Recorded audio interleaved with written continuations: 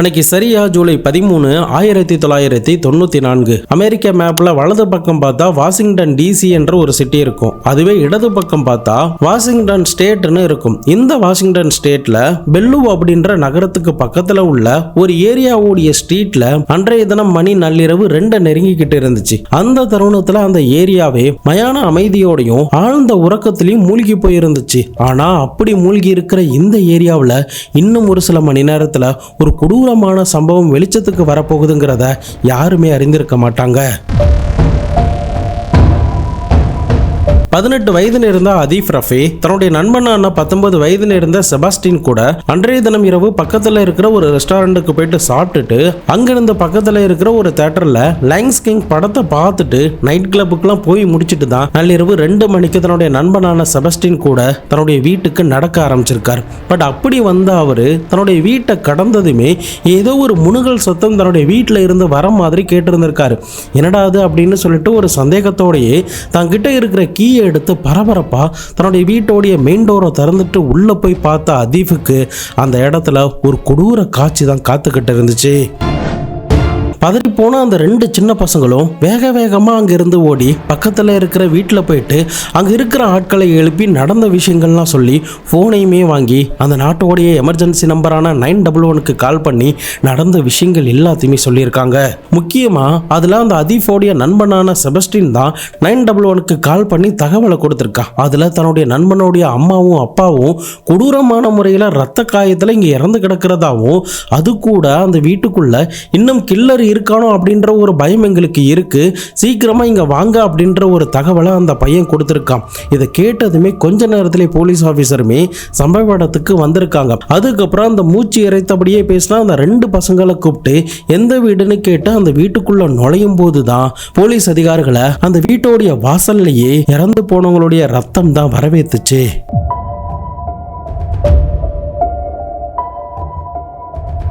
உள்ள நுழைஞ்ச போலீஸ் ஆபீசரும் தங்களுடைய என்டையர் லைஃப்ல என்டையர் சர்வீஸ்ல இப்படி ஒரு கொடூர காட்சியை பார்த்ததே இல்லாத மாதிரி தான் உறைஞ்சு போய் நின்றுருந்தாங்க. அதே சமயம் அந்த ஏரியாவில் நடக்கக்கூடிய ஃபர்ஸ்ட் கிரைம்ங்கிறதுனால அக்கம் பக்கத்தில் இருந்த அனைவருக்குமே அள்ளு விட்டு போயிருந்திருக்கு.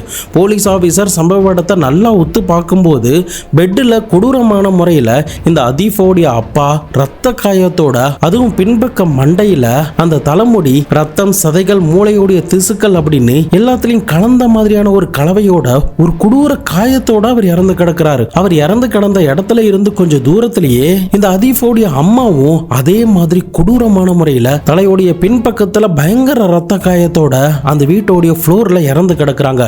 கொஞ்சம் தூரம் தள்ளி போனா அந்த வீட்டுல ஒரு முணுகல் சத்தம் மட்டும் கேட்குது. யாருடாது அப்படின்னு சொல்லிட்டு போலீஸ் ஆபீசரும் இந்த பசங்களும் கிட்ட போய் பார்க்கும்போது தான் இந்த அதீஃபோடைய 20 வயது நிறந்த அக்கா கொடூரமான முறையில தாக்கப்பட்டு உயிருக்கு அந்த இடத்துல போராடிக்கிட்டு இருக்காங்க. அவங்களுக்கு உயிர் இருக்கு அப்படிங்கிறது தெரிஞ்சதுமே இமிடியட்டா ஆம்புலன்ஸ்லாம் வர வச்சு பக்கத்தில் இருக்கிற ஹாஸ்பிட்டலுக்கு அனுப்பி அவங்களுக்கு உண்டான ட்ரீட்மெண்ட்லாம் கொடுக்குறாங்க. இன்னொரு பக்கம் போலீஸ் ஆஃபீஸருமே அந்த கிரைம் சீனை பார்க்கும்போது ஒரு பாட்டிலில் செவுத்துல ரத்தத்தை ஸ்ப்ரே பண்ணால் எந்த மாதிரி இருக்குமோ அந்த மாதிரி தெரிச்சும் தலையோடைய முடி அதோடைய சதைகள் மூளையோடைய திசுக்கள் எல்லாமே செவுத்துல தெரிச்சு இருக்கிற நிலையில இருக்கிறத பார்த்துட்டு ஒரு நிமிஷம் போலீஸுக்கு அள்ளு விட்டுருந்துருக்கு. பதறி போன அந்த போலீஸ் ஆஃபீஸரும் தங்களுடைய ஹையர் ஆஃபீஸருக்கு இந்த தகவலை தெரிவிக்கிறாங்க. அது மட்டும் இல்லாமல் ஃபாரன்சிக் ஆஃபீஸர் டாக் ஸ்குவாட் எல்லாத்தையுமே வர வச்சு சம்பவ இடத்தை கம்ப்ளீட்டாக செக் பண்ணியிருக்காங்க. இன்னொரு பக்கம் தகவல் கிடைச்சதுமே நியூஸ் மீடியா முழுக்க சம்பவ இடத்துக்கு வந்து அந்த இடத்தையே ஃபோக்கஸ் பண்ணி ஒரு பரபரப்பான இடமாவும் மாற்ற ஆரம்பிச்சிட்டாங்க. அன்னைக்கு அதீஃபோடைய வீட்டில் அப்படி என்னதான் நடந்துச்சு, அவங்களுடைய அப்பா அம்மா அக்கா அப்படின்னு இவர்கள் அனைவருமே இந்த அளவுக்கு கொடூரமான முறையில் அவங்கள தாக்குனது யாராயிருக்கும்? போலீஸ் அதிகாரிகள் இதை கண்டுபிடிச்சாங்களா இல்லையா? 1994 அமெரிக்கா போலீஸுக்கு மிகப்பெரிய அளவுக்கு சவாலாக இருந்த ஒரு மர்மமான திகில் நிறைந்த சம்பவத்தை பற்றி தான் இன்னைக்கான வீடியோவில் பார்க்க போகிறோம். வீடியோவை எங்கேயுமே ஸ்கிப் பண்ணாமல் தொடர்ந்து பாருங்கள். நான் உங்கள் Babu Shankar and welcome to Babu Shankar files.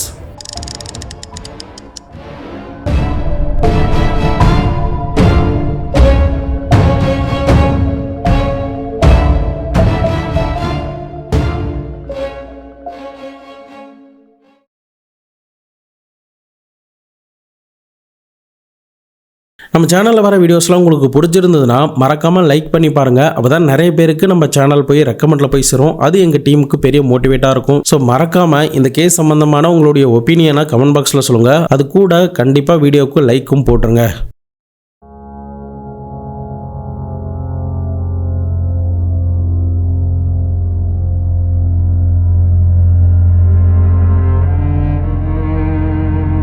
அதீஃபோடைய அப்பா அம்மா பெயர் தாரிக் மற்றும் சுல்தானா. இந்த தாரிக் ஒரு ஸ்ட்ரக்சரல் இன்ஜினியருங்கிறதுனால உலகம் முழுக்க பல இடங்கள்ல வேலை பார்த்துக்கிட்டு வராரு. இந்த தாரிக்கோடைய மனைவியான சுல்தானா ஒரு டாக்டர் நியூட்ரிஷன். இவங்க ரெண்டு பேருக்குமே தங்களுடைய பிள்ளைகளுக்கு ஒரு நல்ல லைஃப் ஸ்டைலை கொடுக்கணும், ஒரு நல்ல எஜுகேஷனை கொடுக்கணும் அப்படிங்கிறதுக்காக வெஸ்டர்ன் கண்ட்ரீஸுக்கு போகணும் அப்படின்ற ஒரு பெரிய ட்ரீமோட தான் இவங்க பாகிஸ்தான் நாட்டில இருந்து வெஸ்டர்ன் கண்ட்ரீஸுக்கே வந்திருக்காங்க. அது மட்டும் இல்லாம தன்னுடைய ரெண்டு பிள்ளைகளான பாஸ்மா மற்றும் அதீஃபுக்கு தேவையான எல்லாத்தையுமே பண்ணி கொடுத்து அவங்களுக்காக தங்களுடைய முழு லைஃபையுமே அர்ப்பணிக்கிற மாதிரி எல்லா விஷயத்தையுமே பண்ணிக்கிட்டு வந்திருக்காங்க. ஸோ இந்த அளவுக்கு எஃபோர்ட்லாம் போட்டு உறவினர்கள் எல்லாருமே பிரிஞ்சு வந்து தான் இந்த வெஸ்டர்ன் கண்ட்ரீஸ்ல இவங்க வாழ்ந்துகிட்டு இருந்திருக்காங்க.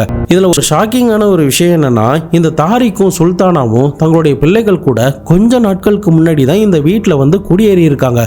அதுக்குள்ளேயே இப்படிப்பட்ட ஒரு சம்பவம் நடந்ததை பார்த்துட்டு தான் அக்கம் பக்கத்தில் இருந்த எல்லாருமே, அது வரைக்கும் கிரைமே பார்க்காத அந்த ஏரியா இப்படிப்பட்ட ஒரு கொடூரமான கிரைமை பார்த்துட்டு பயத்தோட உச்சிக்கே போயிருந்திருக்காங்க.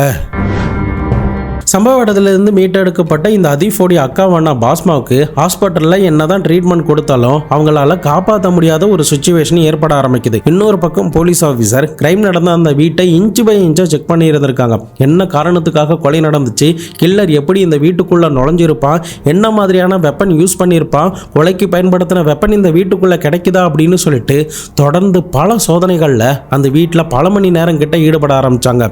அப்படி செக் பண்ணி பார்த்ததுல அந்த வீட்டில் இருக்கிற சில தடயங்கள்லாம் அழிக்கப்பட்டிருக்கு. அதே சமயம் அந்த வீட்டோடைய பொருட்கள் எல்லாமே கலைந்த நிலையில இருக்கிறதுனால ஒருவேளை கொள்ளைக்காக இது நடந்திருக்குமோ அப்படின்ற சந்தேகத்தோட அந்த வீட்டில் இருக்கிற முக்கியமான அலமாரி டிராவெல்லாம் திறந்து பார்க்கும்போது விலை மதிப்பு இருக்கிற எல்லா பொருட்களுமே வைத்த இடத்துல அப்படியே தான் இருக்கு. அப்படி இருக்கும் பட்சத்தில் அப்ப அந்த வீட்டில் என்னதான் காணாம போனுச்சு அப்படின்னு சொல்லி செக் பண்ணி பார்த்தப்போ தான் VCR டேப்பும் அது போடுற அந்த டிவைஸும் தான் காணாம போயிருக்கு. ஸோ இந்த டிவைஸுக்காக தான் இந்த கொலைகள் நடந்திருக்குமா அப்படின்ற ஒரு சந்தேகம் போலீஸுக்கு எழ ஆரம்பிச்சது. இன்னொரு பக்கம் அந்த வீட்டில் தடயங்கள்லாம் அளிக்கப்பட்டுச்சுன்னு சொன்னல, அதை எப்படி போலீஸ் ஆஃபீஸர் உறுதிப்படுத்தியிருக்காங்கன்னா அந்த கிரைம் சீனில் முழுக்க முழுக்க லூமினால தெளிச்சு விட்டுருக்காங்க. முக்கியமாக அந்த வீட்டோடைய கிச்சன், அந்த வீட்டோடைய பாத்ரூம், அந்த வீட்டோடைய ஹால், அந்த கிரைம் நடந்த இடம் அப்படின்னு எல்லா இடத்துலையுமே லூமினால தெளிச்சு சோதனை பண்ணும்போது தான் அந்த வீட்டோடைய பாத்ரூம் பக்காவாக கிளீனாக இருந்திருக்கு. ஆனால் அந்த இடத்துல நிறைய ரத்த கரைகள் இருந்த மாதிரியான தடயங்களும் அது எல்லாமே அலசி விடப்பட்டிருக்குங்கிற தடயமும் ஃபாரன்சிக் ஆஃபீஸருக்கு கிடைக்க ஆரம்பிச்சது. அட் த சேம் டைம் இன்னொரு ஒரு ஷாக்கிங்கான ஒரு விஷயம் என்னன்னா, ஃபோர்ஸ்ஃபுல்லா இந்த வீட்டுக்குள்ள நுழைந்த மாதிரியான எந்த ஒரு தடயத்தையும் அவங்களால பார்க்கவே முடியல. ஸோ இதெல்லாம் வச்சு பார்க்கும்போது இவங்களுக்கு நெருக்கமான யாரோ ஒருத்தர் தான் இவங்களை இந்த அளவுக்கு கொடூரமான முறையில் இவங்களை கொலை பண்ணணும் அப்படின்ற சந்தேகம் எழ ஆரம்பிச்சது. இதை தவிர 3 பேருடைய தலையில இருந்த காயமும் ஒரே பேட்டர்ன்ல இருந்திருக்கு. ஒரு கட்டையாலேயோ அப்படி இல்லைன்னா ஒரு பேஸ்பால் பேட்டால அடிச்சா எந்த மாதிரியான ஒரு காயம் ஏற்பட்டிருக்குமோ அந்த மாதிரியான ஒரு காயம் தான் இந்த 3 பேருடைய தலையிலுமே ஒரே மாதிரி காட்சியளிக்குதுன்னு சொல்றாங்க.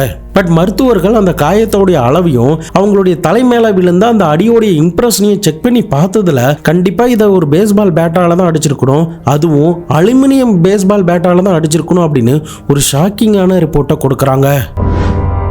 ஒரு நல்ல லைஃபை தேடி வந்த இந்த 3 பேருக்கும் எந்த அளவுக்கு வலிச்சிருக்குன்னு யோசிச்சு பாருங்க. எவ்வளவு பெரிய கொடூர வழியை அது கொடுத்திருக்கோம். இதெல்லாம் நினைச்சு பார்த்த போலீஸுமே சீக்கிரமாவே அந்த கில்லரை கண்டுபிடிச்சு அவனுக்கு எதிராக இருக்கிற எவிடன்ஸ் எல்லாத்தையுமே திரட்டி தண்டனையை வாங்கி கொடுக்கணும் அப்படின்ற ஒரு ஆர்வத்தோடையே சின்சியரா ராப்பகலா இந்த கேஸுக்கு மெனக்கட ஆரம்பிச்சாங்க. இப்போ ஒரு கேஸ் இந்த மாதிரி நடக்குதுன்னா ஆரம்பத்தில் போலீஸ் அதிகாரிகளுக்கு யார் மேலே சந்தேகம் வரும்னா அந்த வீட்டில் இருக்கிற ஆட்கள் மேலேயோ, அப்படி இல்லைன்னா இந்த கேஸை ஃபஸ்ட்டு போலீஸ்கிட்ட யார் இன்ஃபார்ம் பண்ணுறாங்களோ அவங்க மேலே தான் போலீஸுக்கு சந்தேகம் வரும். ஸோ அதன் அடிப்படையில் போலீஸுக்கு இப்போ சந்தேகம் இறந்து போனால் அந்த குடும்பத்தில் உயிரோடு இப்போதைக்கு இருக்கிற இந்த அதீஃப் ரஃபே மேலேயும் அவனுடைய நண்பனான செபஸ்டின் மேலேயும் தான் இறந்திருக்கு. ஸோ இதன் காரணமாக இந்த 2 பேரையுமே கூப்பிட்டு விசாரிக்க ஆரம்பிக்கிறாங்க. இதில் இறந்து போன அந்த 3 பேரும் இந்த அதீஃப் மற்றும் செபஸ்டின் அப்படின்னு எல்லாருமே ஒரு கனடியன் சிட்டிசன். அதாவது இந்த கிரைம் நடந்த இடத்துல இருந்து பஸ்ல டிராவல் பண்ணி போனா கனடா நாட்டில் இருக்கிற வான்கூவர் என்ற இடத்துக்கு இவங்களால போக முடியும். அங்கதான் இவங்க பல நாட்களா தங்கி இருக்காங்க. கொஞ்ச நாட்களுக்கு முன்னாடி தானே இங்க வந்தாங்கன்னு சொன்னேன். சோ அப்போ வரைக்குமே அவங்க கனடியன் சிட்டிசன்ல தான் இருந்திருக்காங்க. சோ இதன் காரணமா இந்த ரெண்டு பசங்களும் என்ன பண்ணியிருக்காங்க, தங்களுடைய எம்பசில இந்த விஷயங்கள்லாம் சொல்லி இவங்கள கனடா நாட்டுக்கு போறதுக்கு உண்டான வழிமுறைகள் எல்லாத்தையுமே ஏற்பாடு பண்ணியிருக்காங்க. ஆனா அதுக்கு முன்னாடியே போலீஸ் அதிகாரிகள் இந்த ரெண்டு பேருமே கூப்பிட்டு விசாரிக்கிறாங்க. அவங்களுடைய அங்க அடையாளங்கள் என்ன, ஹைட் என்ன, கிரைம் நடந்த அன்னைக்கு இவங்க எங்க போனாங்க, என்ன பண்ணாங்க, அவங்க அன்னைக்கு எந்த ட்ரெஸ் போட்டிருந்தாங்க, அவங்க என்ன ஷூ போட்டிருந்தாங்க அப்படின்ற முதற்கொண்டு எல்லாத்தையுமே வாங்கி கொண்டு அதை லேபுக்குமே அனுப்பி டெஸ்ட் பண்ணி பார்க்கறாங்க. பட் அப்படி டெஸ்ட் பண்ணி பார்த்ததுல எந்த ஒரு பிளட் ஸ்ட்ரெயின் இருந்த மாதிரியான தடயமும் அதுல காணப்படவே இல்லை. அதே சமயம் சம்பவம் நடந்த அன்னைக்கு இரவு 8:50 இந்த பையன் வீட்டில இருந்து செபஸ்டின் கூட வெளியில போனதாகவும் அதுக்கப்புறம் பக்கத்துல இருக்கிற ஒரு ரெஸ்டாரண்ட்ல சாப்பிட்டு முடிச்சதுக்கு பிறகு 9:50 லயன்ஸ் கிங் படத்துக்கு போனதாகவும் அதன் பிறகு அந்த படம் முடிஞ்சதுக்கு பிறகு பக்கத்துல இருக்கிற ஒரு நைட் கிளப்புக்கு போயிட்டு தான் 2 மணிக்கு வீட்டுக்கு திரும்பினதாகவும் அந்த நேரத்தில் தான் இப்படி ஒரு கொடூர காட்சியை பார்த்தேன், அதுக்கப்புறம் தான் 911க்கு கால் பண்ணி சொன்னோம் அப்படின்ற ஒரு ஸ்டேட்மெண்ட்டை இந்த ரெண்டு பசங்களும் போலீஸ் கிட்ட சொல்றாங்க. இப்போ போலீஸுக்கு என்னதான் இவங்க ரெண்டு பேர் மேல சந்தேகம் இருந்தாலும் இவங்களுக்கு எதிராக இருக்கிற சரியான எவிடன்ஸ் எதுவுமே இல்லை. அதே சமயம் இவங்க சொன்ன அந்த டைமிங் எல்லாத்தையுமே கிராஸ் வெரிஃபிகேஷன் பண்ணி பார்க்கும்போது எல்லாமே இவனுங்க எப்படி சொன்னாங்களோ அது கூட பக்காவா பர்ஃபெக்டா மேட்ச் ஆயிருந்திருக்கு. ஆபநாசம் படத்துல எப்படி கமல்ஹாசன் தன்னுடைய மனைவி குழந்தைகளை காப்பாற்றணுங்கிறதுக்காக தியேட்டர்ல போய் படம் பார்த்தது, பஸ்ல டிராவல் பண்ண டிக்கெட் முதற்கொண்டு எல்லாத்தையும் எப்படி சேஃபா வச்சு தான் கிரைம் நடந்த அன்னைக்கு நான் இந்த மாதிரி டிராவல்ல இருந்தேன் அப்படின்ற ஒரு சுச்சுவேஷனை அவர் எப்படி கிரியேட் பண்ணாரு, அந்த மாதிரி தான் இவனுமே போலீஸ் நம்மளை எப்படியும் குடைச்சல் கொடுக்க வாய்ப்பு இருக்கு அப்படின்ற ஒரு கண்ணோட்டத்தில் அன்னைக்கு நடந்த டிக்கெட்டு, அவன் சாப்பிட்ட சாப்பாட்டோடைய பில்லு முதற்கொண்டு எல்லாத்தையுமே இவனுங்க ரெண்டு பேரும் பக்காவா கையில் வச்சிருந்திருக்காங்க. ஸோ இதன் காரணமா போலீஸ் அதிகாரிகளால் இவங்களை கைது பண்ண முடியாமலும் எந்த ஒரு எவிடன்ஸையும் இவங்களுக்கு எதிராக கலெக்ட் பண்ண முடியாததுனாலையும் இந்த வழக்கில் அடுத்த கட்ட நடவடிக்கை எடுக்க முடியாம இந்த இடத்துல முடங்கி போக ஆரம்பிக்கிறாங்க. பட் இன்னொரு பக்கம் இந்த ரெண்டு பசங்களும் கனடா சிட்டிசனுங்கிறதுனால அவங்களுமே பஸ் ரூட் வழியா அந்த வான்கூவர் என்ற இடத்துக்கு போயிருக்காங்க. இவர்கள் தான் குற்றவாளியா இருக்கக்கூடும் அப்படின்னு போலீஸ் எந்த அனுமானத்துல சொல்றாங்கன்னா, இந்த அதீஃபோடைய அக்கா உயிருக்கு போராடின நிலையில முழுகிட்டு இருக்காங்க. ஆனா அந்த நேரத்தில் அந்த அக்காவை காப்பாத்தாம அந்த வீட்டில இருந்து வெளியில ஓடி 911க்கு கால் பண்ணதுதான் போலீஸுக்கு இன்னும் சந்தேகத்தை கிளப்ப ஆரம்பிச்சது.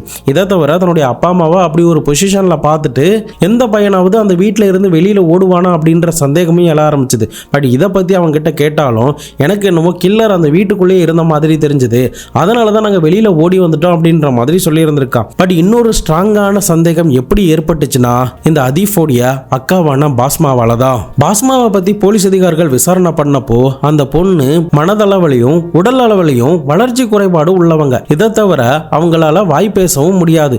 அப்படிப்பட்ட அந்த பெண்ணை கடைசியா தான் இவனுக்கு கொலை பண்ணியிருக்குங்கிறத அந்த கிரைம் சீன் மூலியமாவே போலீஸ் அதிகாரிகள் கண்டுபிடிச்சாங்க. அது என்ன காரணத்துக்காகனா, ஒருவேளை இவனுங்க ஃபர்ஸ்ட் அவனுடைய அக்காவை போய் அட்டாக் பண்ணி இருந்தா கண்டிப்பா அப்பா அம்மா ரெண்டு பேரும் நல்லா இருக்கிறதுனால அவங்க போலீஸ் அலாட் பண்றதுக்கு சான்சஸ் இருந்திருக்கு. அப்படி இல்லைன்னா அவங்க எதிர்த்து சண்டை போடவும் சான்சஸ் இருந்திருக்கு.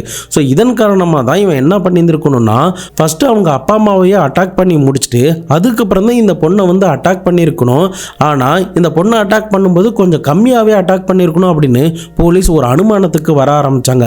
பட் என்னதான் இந்த மாதிரியான அனுமானத்துக்கு வந்தாலும் இவனுங்களுக்கு எதிராக எந்த ஒரு எவிடன்ஸுமே போலீஸ் அதிகாரிகளால் அந்த நேரத்தில் திரட்டவே முடியல.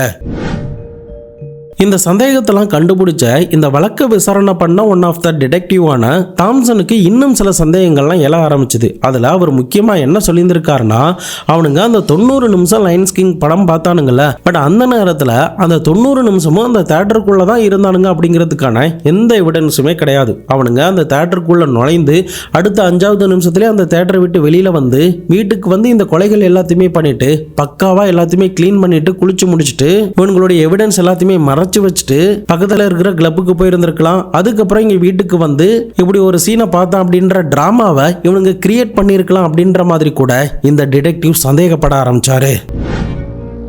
போலீஸ் சைட்ல இருந்தும் இந்த அத்தீஃப் பத்தியும் செபஸ்டின் பத்தியும் விசாரிக்க ஆரம்பிச்சாங்க. அப்படி விசாரணை பண்ணும்போது இந்த செபஸ்டின் 1975ல ஒரு இங்கிலீஷ் ஃபேமிலியில பிறந்திருக்கான். இன்னொரு பக்கம் இந்த அத்தீஃப் 1976ல பாகிஸ்தான்ல இந்த தாரிக் மற்றும் சுல்தானாவுக்கு பிறந்திருக்கான். ஆரம்பத்துல இவங்க எல்லாருமே பாகிஸ்தான்ல தான் இருந்திருக்காங்க. அதுக்கப்புறம் தான் கனடா நாட்டுல வந்து செட்டில் ஆயிருந்திருக்காங்க.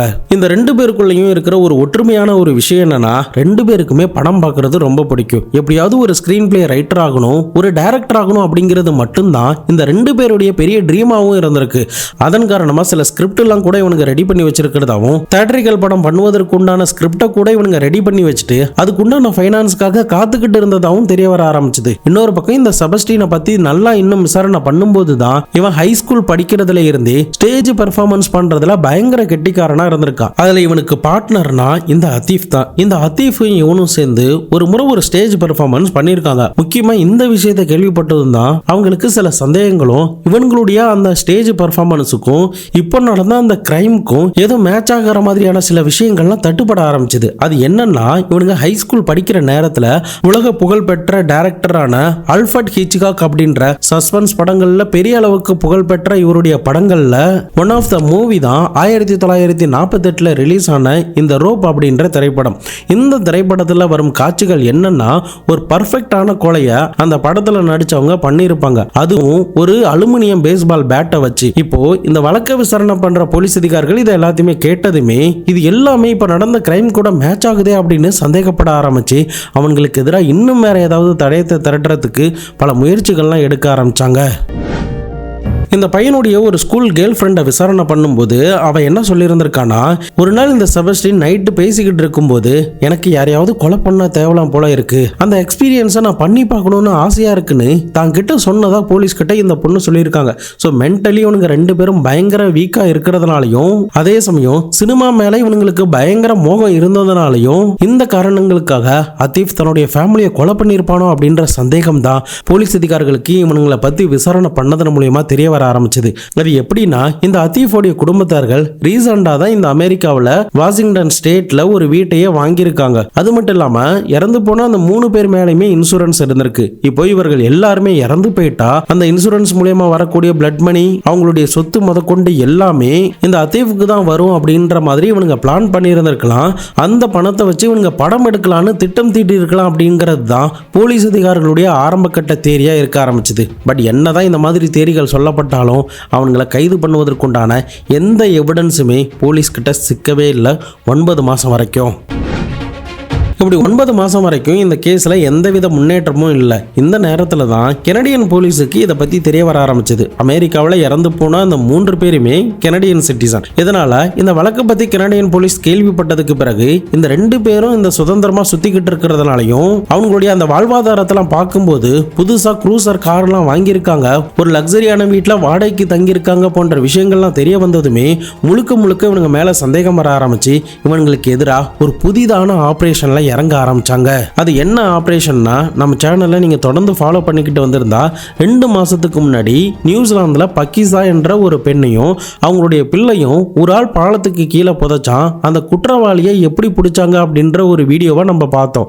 ஸோ அந்த வீடியோவில் பயன்படுத்தின அதே ஸ்டிங் ஆபரேஷனை தான் கெனடியன் போலீஸ் இந்த கேஸ்லுமே பயன்படுத்த ஆரம்பிச்சாங்க.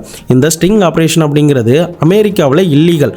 ஆனால் கனடா நாட்டில், ஆஸ்திரேலியா நாட்டில், நியூசிலாந்து நாட்டில் இது எல்லாமே லீகலா பார்க்கப்படுது. அதன் காரணமா மிஸ்டர் பிக் அப்படின்ற ஸ்டிங் ஆபரேஷன்ல இந்த கனடியன் போலீஸ் இவங்களுக்கு எதிராக ஈடுபட ஆரம்பிச்சாங்க. இந்த ஸ்டிங் ஆபரேஷனை பத்தி சொல்லணும்னா, ஒருத்தன் குற்றவாளின்னு தெரியுது, ஆனா சட்டத்துக்கு முன்னாடி எவிடன்ஸ் மட்டும் தானே தேவை. அந்த எவிடன்ஸ் இல்லாம போலீஸ் தவிக்கிற நேரத்துல அவங்கிட்ட லாபகமா பேசி அவனுடைய நம்பிக்கையை வாங்கி ஒரு கிரிமினல் கேங்கோ அப்படி இல்லைன்னா ஏதோ ஒரு கேங்கு ஏதோ ஒரு பிசினஸ் பண்ற மாதிரி அவங்க கூட அப்படியே மெர்ஜ் ஆகி அவங்க கிட்ட இருந்து உண்மையெல்லாம் போட்டு வாங்குறது தான் இந்த ஸ்டிங் ஆபரேஷன். அப்படிப்பட்ட ஒரு ஸ்டிங் ஆபரேஷனை தான் இந்த செபஸ்டினுக்கு பயன்படுத்த ஆரம்பிச்சாங்க.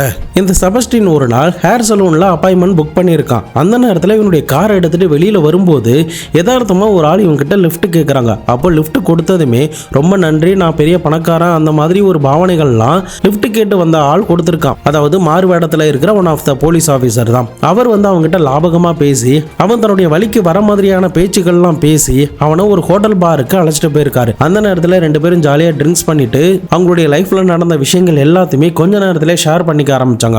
அப்போதான் செபஸ்டின் வந்து என்ன சொல்லியிருந்திருக்கான், எனக்கு வந்து ஒரு படம் பண்ணணும், அதுக்கான ஸ்கிரிப்ட் எல்லாமே நாங்கள் எழுதி வச்சிட்டோம், ஆனால் ஃபைனான்ஸ் எங்களுக்கு பத்தல, அதுக்காக தான் நாங்கள் காத்துக்கிட்டு இருக்கோம், அதுதான் எங்களுடைய பெரிய ட்ரீம் அப்படின்ற மாதிரி சொல்லியிருந்திருக்கா.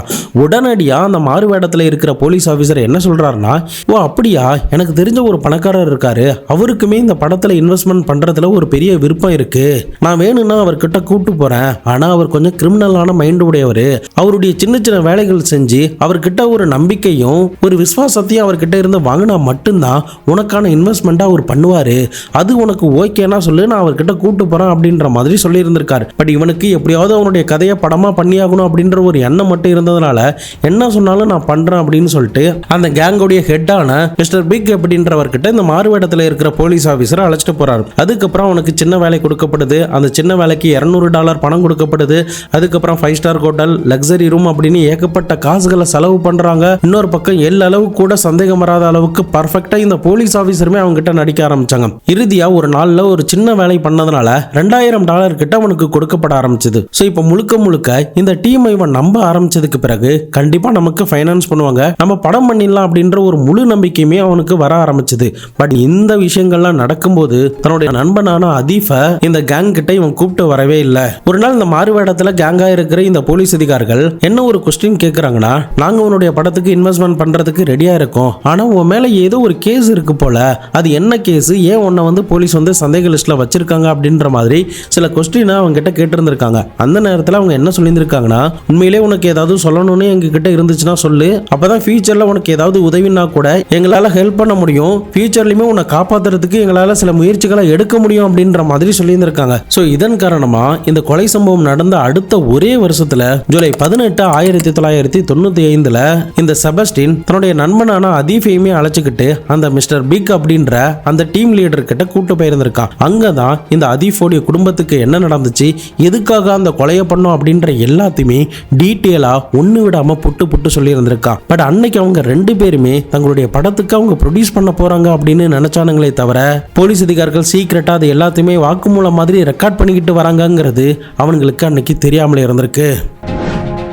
அன்னைக்கு நடந்த அந்த கான்வர்சேஷன்ல சீஃப் போலீஸ் ஆஃபீஸர் கிட்ட அவன் என்ன சொல்லியிருந்திருக்கானா, எங்களுக்கு இந்த மாதிரி பணம் பண்ணணும்னு ஆசை, அதீஃபோடைய அப்பா அம்மா கிட்ட பணம் சொத்துக்கள்லாம் இருக்கு, அதே சமயம் 3 பேர் மேலேயும் இன்சூரன்ஸ் போடப்பட்டிருக்கிறதுனால அந்த பணம் எல்லாமே அடுத்ததான் இந்த அதீஃபுக்கு தான் வரும், அந்த பணத்தை அப்படியே எடுத்து இந்த படத்துக்கு இன்வெஸ்ட்மெண்ட் பண்றது அப்படிங்கிறது தான் பிளானா இருந்துச்சு, அதன் அடிப்படையில் தான் அந்த 3 பேரை போட்டு தள்ளணுங்கிறதுக்காக நாங்க பக்காவான ஒரு திட்டத்தை தீட்டினோம். இன்னொரு பக்கம் நாளை பின்ன எங்க மேல எந்த ஒரு சந்தேகமும் வந்துடக்கூடாதுங்கிறதுக்காக இந்த கொலை நடப்பதற்கு 2 நாட்களுக்கு முன்னாடியே செபஸ்டினுடைய வீட்டுக்கு அழைச்சிட்டு வந்து முழுக்க முழுக்க எல்லா இடங்களிலுமே புழங்க ஆரம்பிச்சோம். அதுக்கான காரணம் என்னன்னா, நாளை பின்ன இந்த கொலையை பண்ணி முடிச்சதுக்கு அப்புறமா போலீஸ் எங்களுடைய ஃபிங்கர் பிரிண்ட் இருக்கு, எங்களுடைய ஹேர் சாம்பிள் இருக்கு, எங்களுடைய டிஎன்ஏ இருக்கு அப்படின்னு சொன்னா கூட நாங்க ஏற்கனவே 2 நாட்களுக்கு முன்னாடி தான் இந்த வீட்டில இருந்து தங்கிட்டு இருக்கோம் அப்படின்னு கோர்ட்ல சொல்லி ஈஸியா நாங்க தப்பிச்சிருவோம். அதே சமயம் கொலைக்கு பயன்படுத்தின வெப்பன் அப்படின்னு எல்லாத்தையுமே நாங்க மறைச்சு வச்சுட்டா போலீஸ் கிட்ட நாங்க மாட்ட மாட்டோம், நாங்க ஒரு கனடியன் சிட்டிசன்ங்கிறதுனால அமெரிக்கா போலீஸாரையும் இதை சரியா விசாரிக்க முடியாதுங்கிறதுனால தான் நாங்க இந்த சதி திட்டத்தையே தீட்டணும். சம்பவம் நடக்க போற நாளான அந்த ஜூலை 12ஆம் தேதி முதல் முறையா இந்த அதீஃபோடைய அப்பாவை தான் அலுமினிய பேட்டால அடிச்சே கொலை பண்ணோம். அதுக்கப்புறம் அதீஃபோடைய அம்மாவையுமே அதே மாதிரி அடிச்சோம். அடுத்ததா பாஸ்மாவால யார்கிட்டையும் எதையுமே சொல்லி எக்ஸ்பிளைன்லாம் பண்ண முடியாது, ஒருவேளை விட்டுறலான்னு தான் நாங்க நினைச்சோம், ஆனா இன்சூரன்ஸ் பணம் எங்களுக்கு வேணுங்கிறதுனால அந்த பொண்ணையுமே, அதாவது இந்த அதீஃபோடைய அக்காவான பாஸ்மா, வாய் பேச முடியாது, மன வளர்ச்சி கம்மி, உடல் வளர்ச்சி கம்மி, அந்த கருணை எதையுமே அவங்க மேல காட்டாம அவங்களையுமே அதே மாதிரி துடிக்க துடிக்க அடிச்சு கொலை பண்ணோம். அதுக்கப்புறம் குளிச்சு முடிச்சுட்டு ஃப்ரெஷ் அப் ஆயிட்டு 8:50 நான் வீட்டை விட்டு கிளம்பி பக்கத்தில் இருக்கிற ஒரு ரெஸ்டாரண்ட்ல போய் சாப்பிட்டோம்.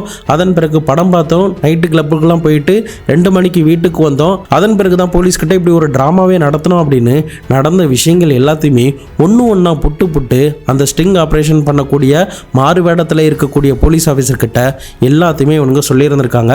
அது எல்லாமே வீடியோ ரெக்கார்டா பண்ணப்பட்டிருக்கு. இறுதியா அவனுக்கு கிட்ட இருந்து எல்லாத்தையுமே கேட்டு முடிச்சதுக்கு பிறகு சரி ஓகே, உங்களுடைய படத்துக்கு நாங்க ப்ரொடியூஸ் பண்றோம், நீ எதுவுமே கவலைப்படாத, ஃபியூச்சர்ல உனக்கு என்ன பிரச்சனை வந்தாலும் நாங்க பாத்துக்கிறோம் அப்படின்னு சமாதானப்படுத்திட்டு அன்னைக்கு செபஸ்டினையும் அதீஃபையும் அந்த இடத்துல இருந்து அனுப்பிச்சிட்டாங்க. ஆனா அடுத்த 3வது நாளே கோர்ட்ல பக்காவான இந்த எவிடன்ஸ் எல்லாத்தையுமே சப்மிட் பண்ணிட்டு அரெஸ்ட் வாரண்டோட இந்த 2 பேருமே கைது பண்ணி நீதிமன்றத்தில் இவனுங்களை ஆஜர் பண்ணி இவங்களுக்கு எதிராக இருக்கிற குற்றச்சாட்டுகள், சார்ஜ் ஷீட் எல்லாத்தையுமே ஃபைல் பண்ணியிருந்திருக்காங்க. இறுதியா இந்த வழக்கு 6-7 வருடங்கள் கிட்ட நடக்க ஆரம்பிச்சது. 2001 இவங்க வாழ்நாள் முழுக்க சிறையிலே இருக்கணும் அப்படின்ற ஒரு தண்டனையை கனடா நீதிமன்றம் கொடுக்குது. பட் இந்த கிரைம் அமெரிக்கால நடந்ததுனால அடுத்தடுத்த வருடங்கள்ல சில சட்ட சிக்கல்லாம் ஏற்பட்டுச்சு. ஆனாலுமே இவனுங்க ஜெயில தான் கம்மியாகிட்டு இருக்காங்க. இப்போ வரைக்கும் அவனுங்க தான் இன்னசென்ட் அப்படிங்கிறது தான் வெளியில எல்லார்கிட்டயுமே சொல்லிக்கிட்டு ஒரு அனுதாபத்தை வாங்குறதுக்கு முயற்சி பண்ணிக்கிட்டு வரானுங்க. இந்த வழக்கில் பாராட்ட வேண்டிய விஷயம்னா அந்த ஸ்டிங் ஆப்ரேஷனில் நடித்த எல்லாருமே தான் எந்த இடத்துலையுமே ஒரு துளி கூட சந்தேகம் வராத அளவுக்கு பர்ஃபெக்டாக இவனுங்க 2 பேருக்கிட்டையுமே நடிச்சிருந்திருக்காங்க. தன்னுடைய குழந்தைக்கு நல்ல லைஃப் ஸ்டைல் அமையணும், நல்ல எஜுகேஷன் கொடுக்கணும் அப்படின்னு ஆசைப்பட்டு இந்த அதீஃபோடைய அப்பா அம்மா பாகிஸ்தானில் இருந்து அவ்வளோ செலவு பண்ணி கஷ்டப்பட்டு இந்த ஊருக்கு வந்து இவனை வளர்த்தாங்கன்னா கடைசியில் இவன் என்ன மாதிரி கைமாறு அவங்களுக்கு பண்ணியிருக்கான்னு பாருங்க. இந்த மாதிரி ஒரு நரக வேதனையை அவங்க கனவுல கூட நினைச்சு கூட பார்த்துருக்க மாட்டாங்க. அதுவும் அப்பாவியான இவனுடைய அக்கா என்ன பாவம் பண்ணாங்க, தான் ஏன் சாகுறோம், எதுக்கு அவன் என்ன அடிக்கிறான் அப்படின்ற எதையுமே அவங்களால புரிஞ்சிக்க முடியாம அணுவா துடிச்சு அவங்க இறந்து போயிருக்காங்க. இந்த கேஸ்ல ஒரு ஷாக்கிங்கான ஒரு விஷயம் என்னன்னா அந்த 3 பேருமே பேஸ்பால் பேட்டால அடிச்சு கொலை பண்ணது இந்த அதீஃப் தான். அந்த நேரத்தில் செபஸ்டின் அந்த வீட்டில் பொருட்கள்லாம் கலைச்சிக்கிட்டு ஒரு ராபரி நடந்த மாதிரியான செட்டப்பை தான் பண்ண தயாராகிக்கிட்டு இருந்தான். உனக்கு உண்மையிலேயே படம் பண்ணணும் அப்படின்னு ஆசையா இருந்ததுன்னா அதுக்காக நீ முயற்சி எடுக்கணும், போய் நிறைய ப்ரொடியூசரை போய் பார்க்கணும், அப்படி இல்லைன்னா வேற யார்கிட்டயாவது போய் ஒர்க் பண்ணணும், ஒரு டைரக்டர் கிட்ட உன்னுடைய ஸ்கிரிப்டை கொடுத்து இது எப்படி இருக்கு அப்படின்னு சொல்லிட்டு ஆரம்பத்தில் போய் அப்ரோச் பண்ணணும். ஆனா அப்படி எதுவுமே பண்ணாம நான் டைரக்டா சிம்மாசனத்துல தான் போய் உட்காருவேன், அதுக்கு எவன் எக்கேடு கட்டா எனக்கு என்ன, நான் என்ன வேணாலும் பண்ணுவேன் அப்படின்னு நினைச்சா கடைசியில் இந்த மாதிரி கதி தான் ஆகும் அப்படிங்கிறத இவங்களுடைய கதை மூலியமா நம்மளால தெரிஞ்சுக்க முடியுது. ஒரு மனிதனுடைய பேராசையும் குறுக்கு வழியில சீக்கிரமா நம்ம முன்னேறிடணும்னு நினைக்கிற இந்த அதீஃப் மாதிரியும் செபஸ்டின் மாதிரியும் எதிர்வரும் காலங்களில் எந்த ஒரு ஆட்களும் உருவாகிடக்கூடாது அப்படிங்கிறதுக்காக தான் இந்த ஒரு பதிவு. நீங்க இந்த கேஸை பத்தி என்ன நினைக்கிறீங்க அப்படிங்கிறதையும் நீங்க இவனுங்க 2 பேருக்கு என்ன தண்டனை கொடுப்பீங்க அப்படிங்கிறதையும் மறக்காம கமெண்ட் பாக்ஸ்ல சொல்லுங்க. இதை பத்தி உங்களுடைய நண்பர்களும் தெரிஞ்சுக்கணும்னு நினைச்சீங்கன்னா அவங்களுக்கும் ஷேர் பண்ணி விடுங்க. நாளை மறுநாள் வேற ஒரு கிரைம் கேஸோட வேற ஒரு வீடியோல உங்களை வந்து சந்திக்கிறேன். அது வரைக்கும் உங்களிடமிருந்து விடைபெறுவது உங்கள் பாபு சங்கர்.